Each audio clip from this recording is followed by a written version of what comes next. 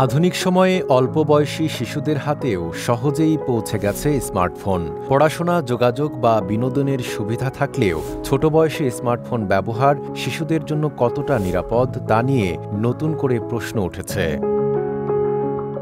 সম্প্রতি যুক্তরাষ্ট্রে 10,000-এর বেশি শিশুকে নিয়ে করা এক বৃহৎ গবেষণায় দেখা গেছে, যারা 12 বছর হওয়ার আগেই স্মার্টফোন ব্যবহার শুরু করে তাদের শারীরিক ও মানসিক দুই দিকেই ঝুঁকি বাড়ে।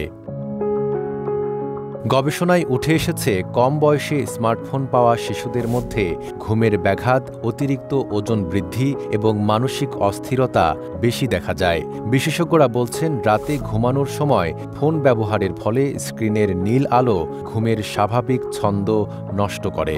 একই সঙ্গে ফোনে সময় কাটাতে গিয়ে কমে যায় খেলাধুলা ও শারীরিক নড়াচড়া, যার প্রভাবে দ্রুত ওজন বাড়ে। শিয়া বাটার ও ভিটামিন ই সমৃদ্ধ লিলি বিউটি সোপ, তারুণ্যময় উজ্জ্বল ত্বকের জন্য।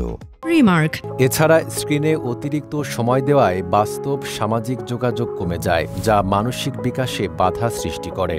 গবেষকদের মতে, কিশোর বয়সে ঘুম, ব্যায়াম ও বন্ধুদের সঙ্গে সময় কাটানো অত্যন্ত জরুরি। ফোনের অতিরিক্ত ব্যবহার এসবের ওপর নেতিবাচক প্রভাব ফেলছে। গবেষণায় আরও দেখা গেছে, 12 বছর বয়স পর্যন্ত ফোন না পাওয়া শিশুদের মানসিক স্থিতিশীলতা তুলনামূলক বেশি থাকে। তবে ফোন হাতে পাওয়ার 1 বছরের মধ্যেই অনেকে বিরক্তিভাব, মনোযোগ কমে যাওয়া ও ঘুমের সমস্যা বাড়ার মতো পরিবর্তন দেখা দিতে শুরু করে। নাইম আরাবী, ঢাকা পোস্ট।